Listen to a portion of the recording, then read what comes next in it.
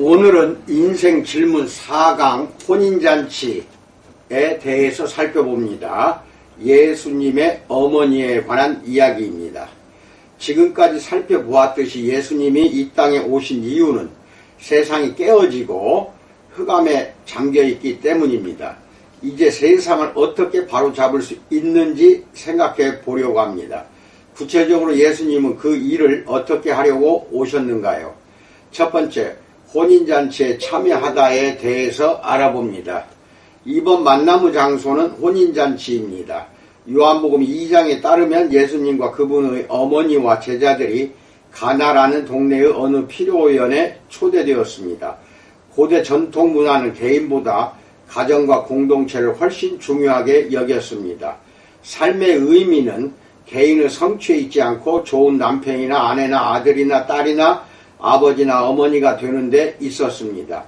결혼의 목적도 주로 두 사람의 행복보다는 공동체를 결속시키고 다음 세대를 길러내는 데 있었습니다. 다시 말해서 사회의 공동선이 결혼의 취지였습니다. 동네의 집집마다 크고 강하고 식구가 많을수록 경제력을 가지고 군사적으로 더 안정되어 번창할 수 있었습니다. 그래서 혼례식과 혼인잔치도 지금보다 훨씬 더 중요한 사안이었습니다. 결혼의 목적이 단지 부부가 되는 것이 아니라 공동체를 이루는 일인 만큼 매번의 결혼식도 온 동네의 공동잔치였습니다. 동시에 신부와 신랑 각자에게도 인생 최대의 사건이었습니다. 이날을 기하여 그들은 성년이 되고 사회의 정식 구성원이 되었기 때문이었습니다. 따라서 고대의 혼인잔치가 일주일 이상 지속된 것은 놀랄 일이 아닙니다. 이런 배경하에 본문은 시작부터 대형 사고가 터집니다. 축제가 하루 이틀이나 지났을까요? 집안에 포도주가 떨어졌다니 사실상 파티는 끝이 난 것입니다. 이는 단지 예정에 어긋나는 정도가 아니라 사회적 심리적 대참사였습니다. 명예와 수치 중심의 전통 문화에서는 특히 더했습니다. 이를 계기로 예수님과 어머니 사이에 갈등이 일어납니다. 요한복음 2장 1절로 11절에서 사흘째 되던 날 갈릴리 가나에 혼례가 있어 예수의 어머니도 거기 계시고 예수와 그 제자들도 혼례에 청함을 받았더니 포도주가 떨어진지라 예수의 어머니가 예수에게 이르되 저들에게 포도주가 없다 하니 예수께서 이르시되 여자여 나와 무슨 상관이 있나이까 내 때가 아직 이르지 아니하였나이다. 그의 어머니가 하인들에게 이르되 너희에게 무슨 말씀을 하시든지 그대로 하라 하니라. 거기에 유대인의 정결 예식을 따라 두세 통 드는 돌 항아리 6이 놓였는지라. 예수께서 그들에게 이르시되 항아리에 물을 채우라 하신즉 아귀까지 채우니 이제는 떠서 연회장에 갖다 주라 하심에 갖다 주었더니 연회장은 물로 된 포도주를 맛보고도 어디서 났는지 알지 못하되 물 떠온 하인들은 알더라. 연회장이 신랑을 불러 말하되 사람마다 먼저 좋은 포도주를 내고 취한 후에 낮은 것을 내거늘 그대는 지금까지 좋은 포도주를 두었도다 하니라. 예수께서 이 첫 표적을 갈릴리 가나에서 행하여 그의 영광을 나타내심에 제자들이 그를 믿으니라 라고 말합니다. 이 사건을 이해하는 열쇠는 그것을 그냥 기적이 아니라 표적이라고 칭한 마지막 구절에 있습니다. 표적이란 다른 무엇을 상징하거나 신호를 합니다. 예수님은 굳이 그러실 필요가 없는 상황에서 능력을 내보이셨던 것입니다. 일부러 이 첫 표적을 행하여 그의 영광을 나타내셨습니다. 사람들에게 자신의 참 정체를 내보이신 것입니다. 하필 이런 식으로 자신을 노출하셨다는 사실이 잠옷 흥미롭습니다. 예수님의 사역활동이 공적으로 처음 시작된 때임을 염두에 두십시오. 당신이 공직의 후보자거나 창업하는 사업가거나 음반을 처음 출시하는 음악가라고 상상해 보십시오. 어느 경우든 대중 앞에 첫 선을 보일 때는 매우 신중할 것입니다. 세세한 부분 하나하나까지 꼼꼼히 신경을 쓸 것입니다. 당신의 취지가 모든 언행을 통해 전달되도록 노력할 것입니다. 그런데 예수님이 자신의 정체를 드러내시는 행동을 보십시오. 누군가의 생사가 오가거나 귀신이 들렸거나 굶주리고 있는 게 아닙니다. 그분은 자신의 모든 취지를 알리실 본질적 신호로 왜 하필 잔치를 택하셨을까요? 초자연적 능력으로 좋은 포도주를 다량 공급하여 혼인잔치를 이어가는 게 왜 하필 요한이 표적이라 칭한 그분의 첫 기적일까요? 도대체 그분은 왜 그러셨을까요? 듀크 대학교의 명망 높은 영문학 교수였고 유명 소설가였던 레이놀즈 프라이스는 세 편의 복음서라는 흥미로운 책을 썼다. 그는 마가복음과 요한복음을 번역하고 분석한 뒤 예수님의 생애를 자신만의 비전으로 써내려갔다. 문학 전문가로서 그는 요한복음이 허구가 아니라 예수님의 행동과 생각을 냉철하고 사려깊게 목격한 사람이 쓴 작품이라고 역설했다. 그는 그렇게 결론을 지은 수많은 근거의 하나로 이 첫 번째 기적에 대한 기록을 뽑는다. 프라이스는 예수님의 위대한 사역을 시작하는 표적으로 왜 하필 단순한 사회적 실수를 기적으로 해결했겠는가 라고 반문한다. 그런 일을 꾸며낼 사람은 아무도 없다. 프라이스의 말에는 약간의 과장이 섞여 있습니다. 앞서 보았듯이 그 당시 사람들에게 파티에 포도주가 떨어진 일은 단순히 참석한 이들에게 창피한 일 이상이었습니다. 하지만 신랑 신부가 아무리 수치를 당한다 해도 생사가 달린 상황은 아니었습니다. 그래서 프라이스의 반문은 설득력을 얻습니다. 왜 하필 이 행위가 예수님이 세상에 오셔서 사역을 시작하신다는 신호탄인가요? 우선 예수께서 이 상황에 그리고 우리에게 무엇을 가져다 주는지부터 살펴봅시다. 9절에서는 연회장이 소개됩니다. 그는 행사 진행을 맡은 사회자였습니다. 하객들을 불러 축하하게 하고 그 축하의 조건을 두루 완비하는 게 그의 직무였습니다. 한마디로 그에게는 파티의 흥을 돋을 책임이 있었습니다. 그런데 예수께서 물로 포도주를 만들어 난국을 수습하셨습니다. 그리고는 다음과 같이 말씀하십니다. 내가 참 연회장이니 나는 잔치의 주인이니라 라고 말씀합니다. 어떤 사람은 말할 것입니다. 잠깐만, 나는 그분이 자신을 낮추고 영광을 버리고 거부당하며 십자가를 지기 위해 오신 줄로 알았다 라고 말할 것입니다. 물론 맞는 말입니다. 그러나 어떤 면에서 예수님은 그 처참한 상실과 고통조차도 전체 맥락 안에 두십니다. 예수님은 이렇게 말씀하십니다. 맞아, 나는 자기를 부인하고 고난 당할 거야. 옳다. 나로부터 시작하여 나를 따르는 이들도 장차 희생을 겪을 거야. 그러나 이 모두는 수단이며 목적은 축제의 기쁨이다. 이것은 다 부활과 새 하늘과 새 땅을 이루어 모든 악과 사망과 눈물을 그치게 하기 위함이다. 숲이 포도주에 취하여 춤추고 노래했다는 디오니소스의 모든 전설을 너희도 알거니와 그것은 역사의 종말에 임할 영원한 잔치에 비하면 아무것도 아니다. 나를 믿는 이들은 지금부터 기쁨의 강물을 속에 품고 그 기쁨의 첫 맛을 보리라. 그 맛은 한없이 고달프고 메마른 시대에 생수처럼 깊은 위안과 새 힘을 주리니 결국 나는 그것을 주러 왔노라. 그래서 이것이 나의 첫 표적이니라 라고 말씀합니다. 성경은 하나님의 구원과 심지어 그분에 대해서도 감각적 언어로 말할 때가 많습니다. 시편 34편에 다윗은 이스라엘 백성을 향해 너희는 여호와의 선하심을 맛보아 알지어다 라고 8절에서 말합니다. 하지만 그들은 여호와의 선하심을 이미 알지 않았던가요? 물론 그렇습니다. 그런데 다윗은 그들에게 맛보라고 권합니다. 아무리 옳은 명제일지라도 지적 동의를 넘어서라는 것입니다. 즉 물론 너희는 여호와의 선하심을 안다. 하지만 나는 너희가 그것을 맛보았으면 좋겠다라고 말합니다. 깊이 경험해 보라는 것입니다.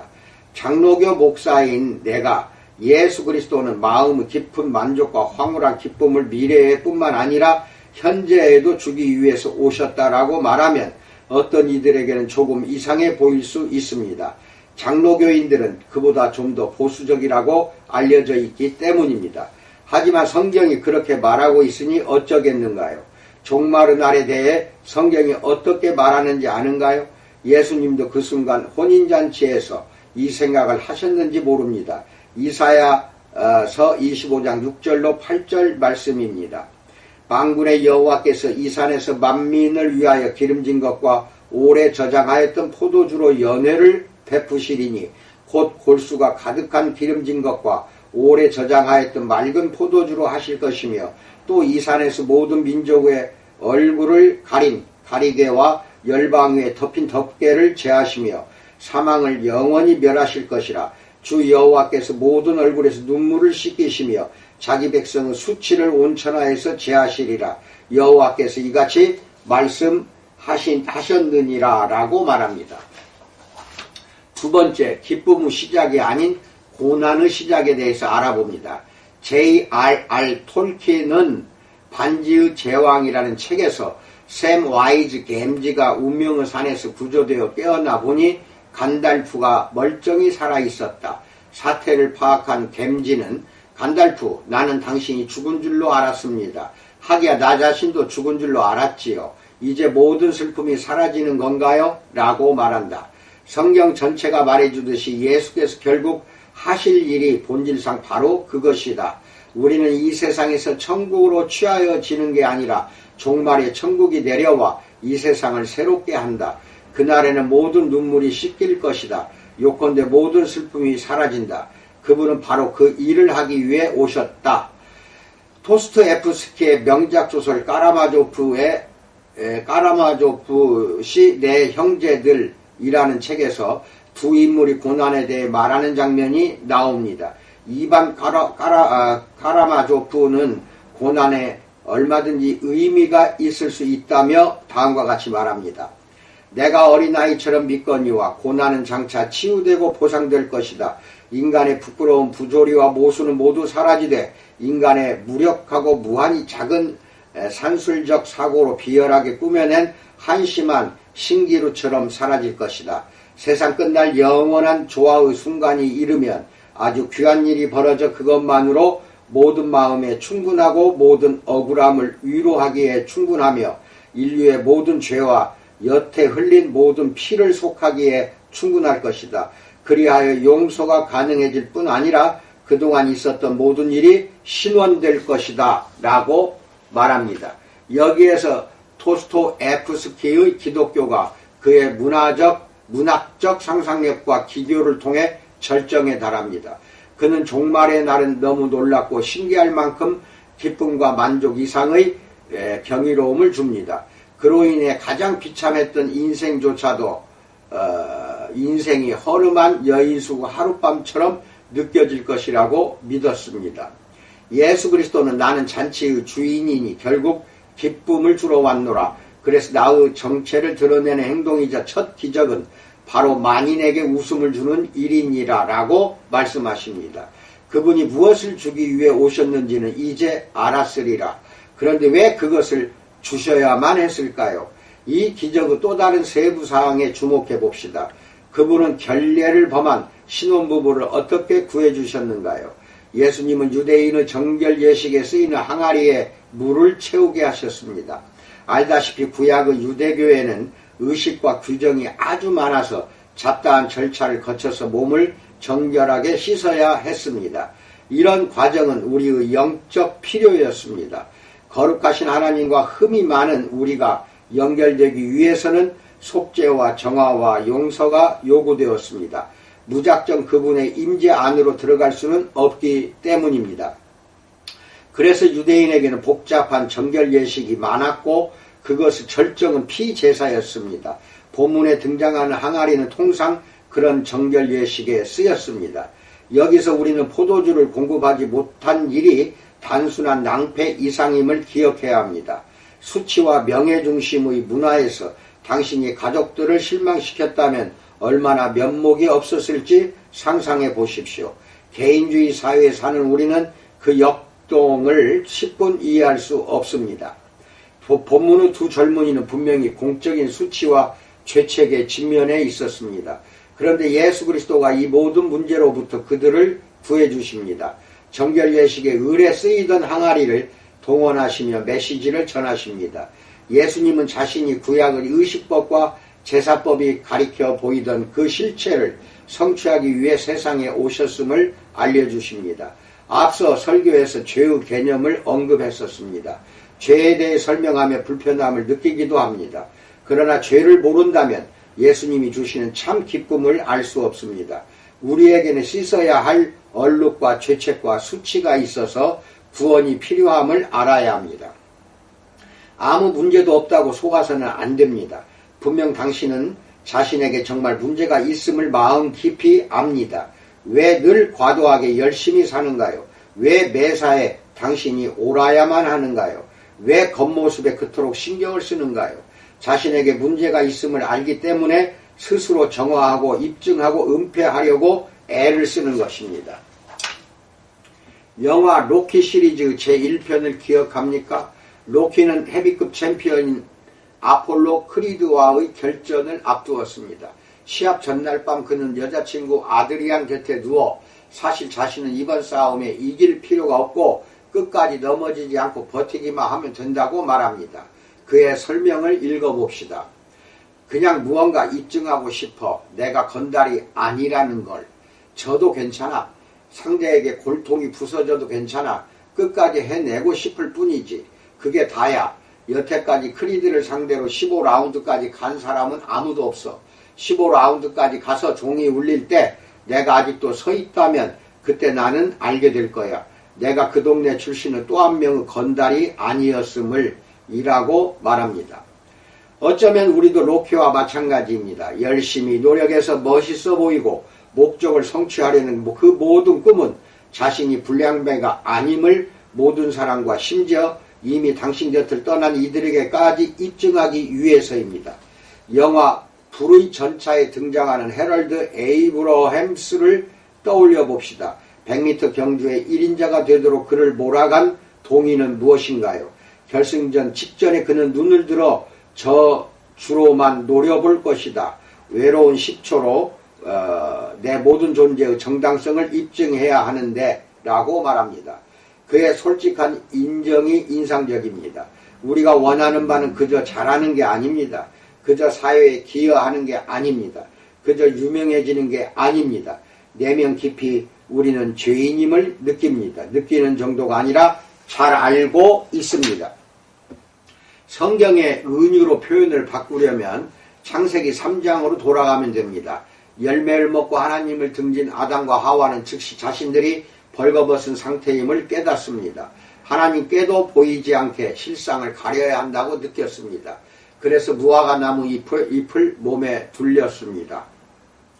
당신은 성공한 삶이 큼직한 무화과 나무 잎에 지나지 않을 가능성을 생각해 보십시오.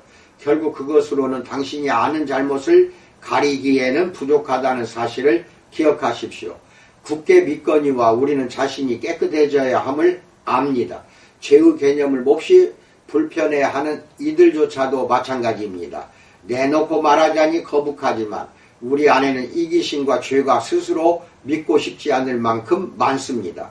당신 안에도 신학적으로나 철학적으로 부인하고 싶은 것들이 많이 있습니다. 당신은 나는 휴머니스트라서 인간이 본래 악하다고 믿지 않는다 라고 말할 것입니다.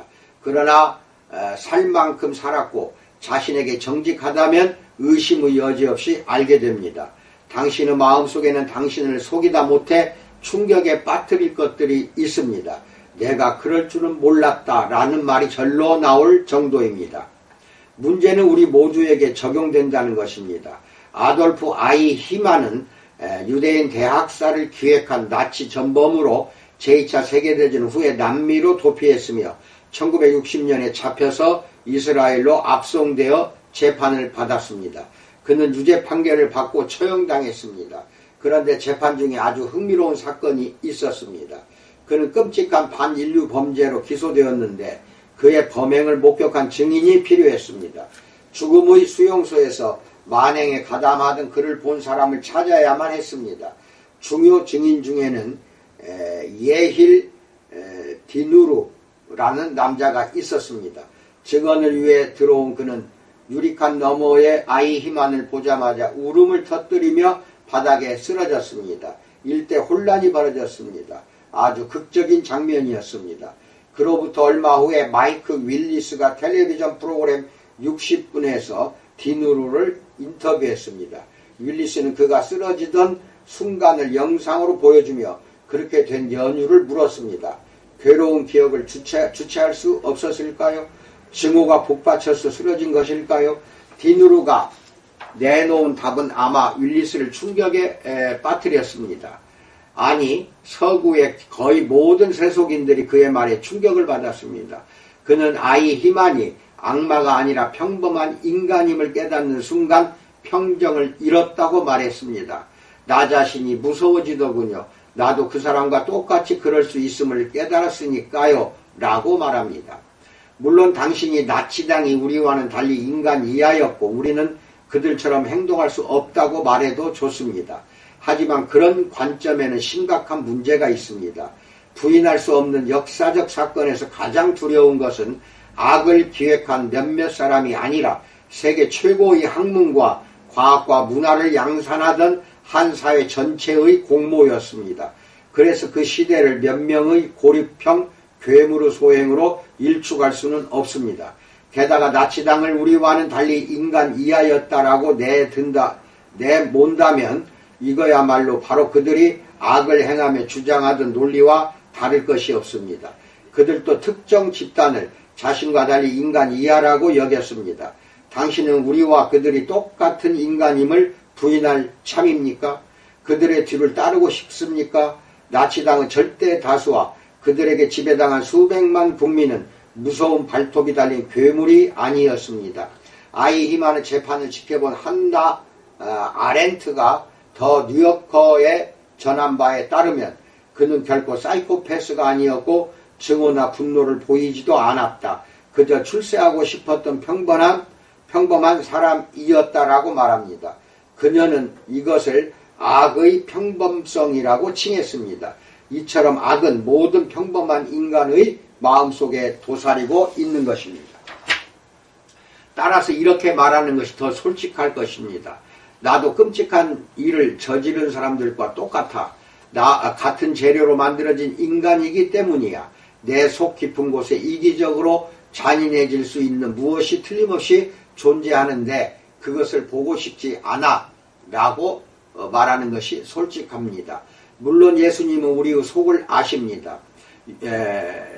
요한복음 2장 23절로 25절에서 6월절에 예수께서 예루살렘에 계시니 많은 사람이 그의 행하시는 표적을 보고 그의 이름을 믿었으나 예수는 그의 몸을 그들에게 의탁하지 아니하셨으니 이는 친히 모든 사람을 아심이요 또 사람에 대하여 누구의 증언도 받으실 필요가 없었으니 이는 그가 친히 사람의 속에 있는 것을 아셨음이니라 라고 말합니다.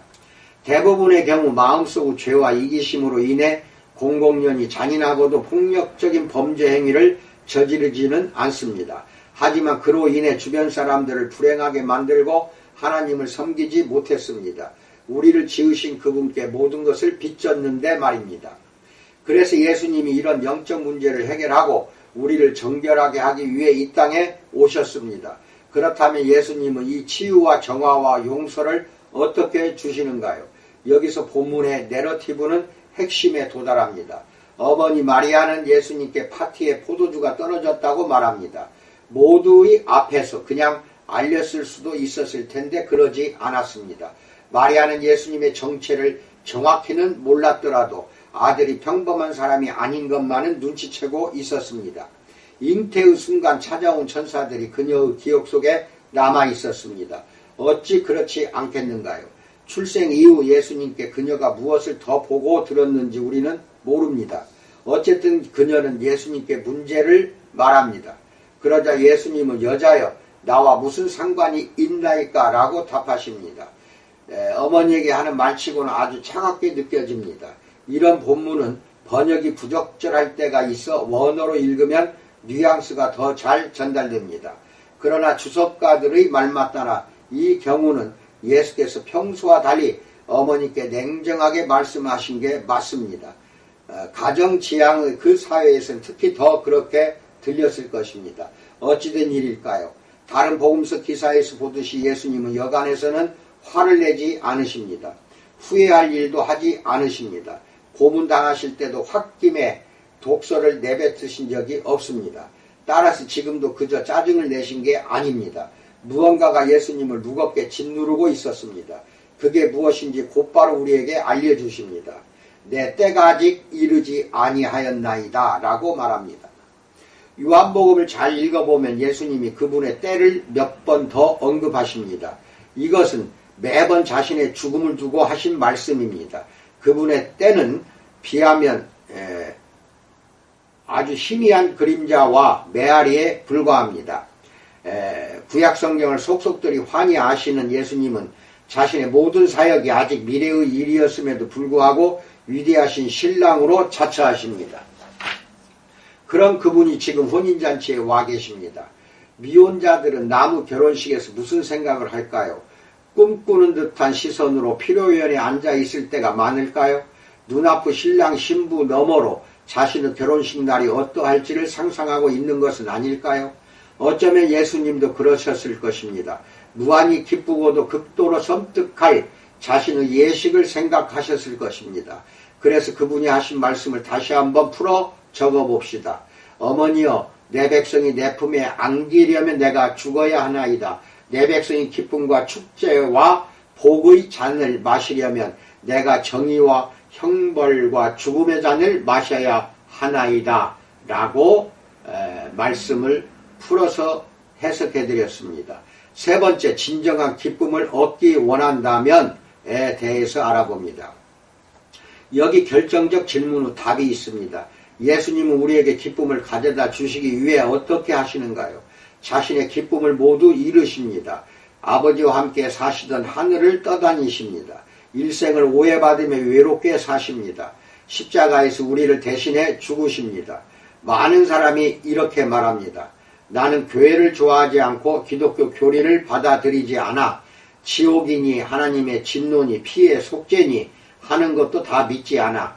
그런데도 예수님은 참 좋아. 그분이 어떻게 사람들을 사랑하시고 베푸시는지 좀 봐. 사람들이 예수님을 본받고 그분의 가르침을 따르기만 한다면 세상은 더 나아질 거야 라고 많은 사람들이 말합니다. 흔한 관점이지만 문제점이 많고도 깊습니다. 혼인잔치에서까지 자신의 죽음을 생각하신 예수님이라면 항상 자신의 죽음에 대해 생각하셨다고 볼 수 있습니다. 그분은 주로 좋은 모델이 되려고 오신 게 아닙니다. 얼마나 다행입니까? 왜 다행인지 아십니까? 그분이 너무 선하시기 때문입니다. 그토록 완전하신 분이 모델이라면 당신은 완전히 시리에 빠져 모든 것을 포기할 것입니다. 정말 진지하게 그분을 삶의 모델로 삼아 그 성품과 실천에 세세히 주목한다면 누구라도 절망할 수밖에 없습니다. 그분은 감히 비교할 수 없을 만큼 우월하십니다. 당신을 그분께 비교하면 도덕적으로 훌륭해지려던 진정한 열망이 절망으로 부서질 뿐입니다. 그런데 놀랍게도 예수님은 우리에게 자력 구원의 방법을 알려주기 위해 오신 게 아니라 친히 우리를 구원하기 위해 오셨습니다. 그분은 죽기 위해 오셨습니다. 그분이 피 흘려 저주와 형벌의 잔을 마셨기에 우리는 복과 사랑의 잔을 들어 올릴 수 있습니다. 예수님의 죽음이야말로 복음을 이해하는 데 가장 중요한 통찰입니다. 또 하나의 통찰은 그 죽음의 의미와 목적인 대속입니다. 그분이 정결 예식의 항아리를 통해 보이신 요지가 히브리서에 자세히 설명되어 있습니다. 예수님은 구약의 제사 제도를 모두 성취하셨습니다. 성막과 성전, 휘장, 내실의 지성소 등 그 제도의 핵심은 피제사였습니다. 왜 그랬을까요? 우리는 죄인이며 죄는 형벌을 요하기 때문입니다.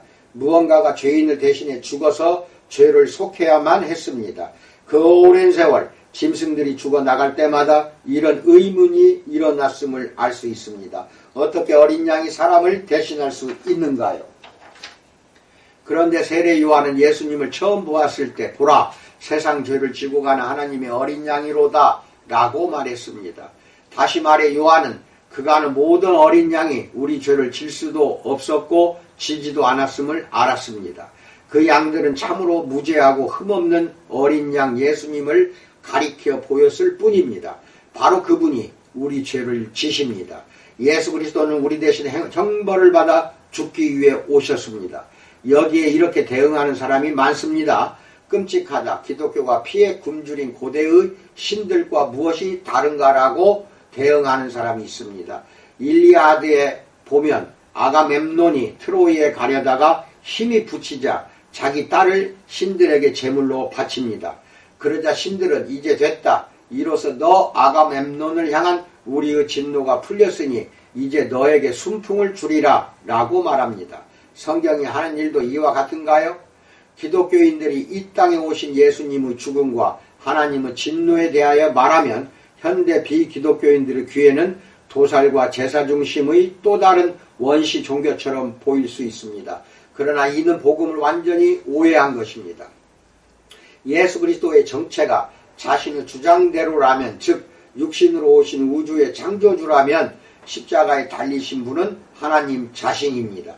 즉 하나님이 이 땅에 오셔서 자기 목숨으로 궁극의 값을 치르신 것입니다. 마르틴 루터가 말하듯이 십자가 사건은 하나님이 하나님을 죽인 사건입니다. 우리에게 치르라 하지 않으시고 친히 치르셨습니다. 이것을 가리켜 자신으로 대신하신 하나님이라 칭하기도 합니다. 논리에 어긋나 보입니까? 그렇다면 당신이 경험한 용서를 생각해 보십시오. 누군가 당신의 탁상용 스탠드를 넘어뜨려 전등이 깨졌다고 합시다. 상대가 미안합니다. 새 것으로 배상해 드리겠습니다. 라고 하면 당신은 둘 중 하나의 반응을 보입니다. 네, 감사합니다. 라고 하면 상대가 값을 치릅니다. 아닙니다. 괜찮습니다. 라며 상대를 용서할 수도 있습니다. 하지만 용서한다고 끝나는 게 아니라 당신이 직접 전등을 사거나 아니면 전등 없이 살아야 합니다. 다시 말해서 둘 중 어느 쪽이든 반드시 값을 치릅니다. 빚은 그냥 없어지지 않습니다. 항상 누군가가 갚아야 합니다. 당신이 돈이 많다면 걱정 마십시오. 별것 아닙니다. 라고 답하기가 쉬울지 모르지만 돈도 없는 데다가 스탠드가 대대로 내려온 집안의 가보라면 한결 어려울 것입니다. 이 사고 실험은 더 까다로워질 수 있습니다. 누군가가 당신의 평판에 먹칠하고 해를 끼친다면 당신은 어떻게 하겠습니까? 우선 상대가 당신을 비방했던 그 대상들을 찾아가 당신도 똑같이 상대의 평판을 망쳐놓는 방법이 있습니다. 즉 눈에는 눈, 이에는 이 작전입니다. 그러면 빚을 당신이 떠안아야 합니다. 관련된 사람들 앞에서 체면을 잃고 상대의 평판을 해칠 권리를 포기한 것입니다. 요컨대 이로 인해 당신은 고난을 당합니다. 손해보지 않고는 참된 용서는 없습니다. 이것이 다 우리가 조금이나마 하나님의 속성을 닮았기 때문입니다. 거룩하고 정의로우신 하나님이 우리를 내려다보시며 너희가 서로의 삶을 망쳐놓고 내 창조세계와 서로를 짓밟는구나. 내 그냥 눈 감아주마 라고 말씀하실 수 없습니다. 당신을 사랑하지 않으셔서가 아닙니다. 오히려 정반대입니다. 하나님은 지극히 거룩하시기에 빚을 갚고자 예수 그리스도로 오셔서 죽으셔야 했습니다. 당신을 향한 사랑이 넘치시기에 즐거이 오셔서 죽으셨던 것입니다. 당신에게 호소한다. 대신 희생한다는 개념이 불쾌한가? 본질상 잘못된 것인가? 내가 보기에는 그렇지 않다. 남을 참되게 하려고 한없이 소중한 것마저 기꺼이 포기하는 것보다 더 감동적인 이야기는 없다. 당신을 위해 희생한 사람이 있음을 아는 것보다 더 가슴 뭉클한 기쁨은 없다. 찰스 디킨스의 두 도시 이야기라는 책은 시드니 카턴과 찰스 다네이가 한 여자를 사랑한다. 그리고 그녀는 찰스와 결혼한다. 소설 결말부에 찰스는 체포되어 감옥에 갇힌다. 이틀날이면 처형당할 운명이다. 아내와 자식을 두고 곧 죽어야 한다. 마침 찰스와 용모가 비슷한 시드니는 몰래 감옥에 들어가 이전의 라이벌을 기절시켜 친구들을 통해 안전한 곳으로 빼돌린 뒤 자신이 찰스의 옷을 입고 대신 죽으려고 기다린다. 얼마 후 방랑자 같은 한 재봉사가 소개된다. 역시 죄수인 그녀는 단두대로 가던 중에 시드니를 찰스로 알고 그에게 다가가 위로를 청한다. 그러다 상대가 찰스가 아님을 알고는 눈이 휘둥그레져서 그를 위해 죽으려고요? 라고 속삭인다. 시드니는 그녀의 입을 막으며 그의 아내와 자식을 위해서이기도 합니다. 라고 말한다. 그러자 앞서 위로를 청했던 그녀가 재차 간청한다. 초면이지만 당신의 용감한 손을 잡아도 될까요? 자기를 위한 희생도 아니건만 그녀는 대신 희생한다는 개념 자체만으로도 오싹한 죽음 앞에서 온기와 힘을 얻게 됩니다. 이처럼 예수 그리스도가 당신을 위해 희생되셨습니다. 그 사실을 믿는다면 당신은 어떻게 달라질까요? 그분은 모두에게 대속과 생명을 주러 오셨고 방법은 자신의 희생이었습니다. 당신을 죄책에서 해방시키실 뿐 아니라 결국에는 자신의 배우자로 품에 안으시기 위해서입니다. 그리하여 당신을 사랑하시고 완성시키기 위해서 택하신 희생입니다. 예수님의 희생을 알면 찾아오는 두 가지 변화는 다음과 같습니다. 첫째, 하나님은 자신을 더 잘 보여주시려고 은유를 고르실 때마다 자신이 우리를 어떻게 보시는지도 알려주십니다.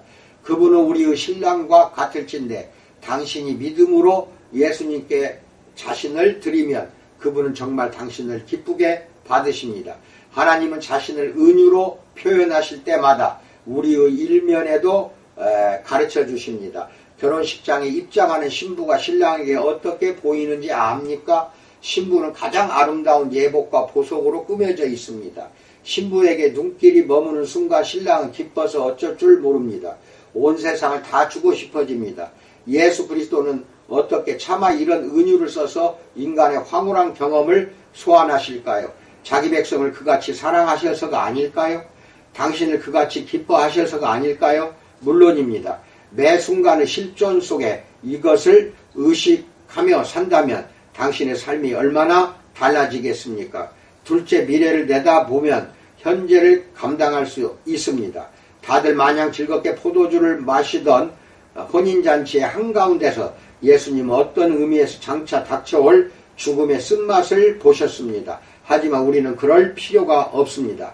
예수께서 기쁨 일색인 혼인잔치의 한가운데 앉아 장래의 슬픔을 마시셨기에 오늘 그분을 믿는 당신과 나는 세상 모든 슬픔 한가운데 앉아 장래의 기쁨을 마실 수가 있습니다. 장래의 기쁨인 어린 양의 잔치 덕분에 우리는 엄청난 안정을 누릴 수 있습니다. 믿음으로 성만찬에 참여할 때마다 당신은 그 놀라운 잔치의 첫맛을 보는 것입니다. 지금은 슬픔이 한가운데 있을지라도 장래의 기쁨을 마십시오. 사랑도 하나뿐이고 잔치도 하나뿐이며 당신의 마음에 필요한 것을 빠짐없이 채워주실 수 있는 분도 하나입니다. 이 모두가 당신을 기다리고 있습니다. 이 사실을 알기에 당신은 그 어떤 현실에도 능히 맞설 수가 있습니다. 아멘. 이상입니다. 원고가 좀 길어서 빨리 읽었습니다. 그래서 여러분은 한 번이 아니 두 번 정도 읽으시면 오늘 이 주제에 대한 말씀이 매우 뜻이 깊다는 것을 아실 것입니다. 이렇게 해서 이 내용을 여러분 것으로 만들기 바랍니다. 나머지 시간도 우리 주님의 은총 속에서 평강의 복을 누리시기 바랍니다. 감사합니다.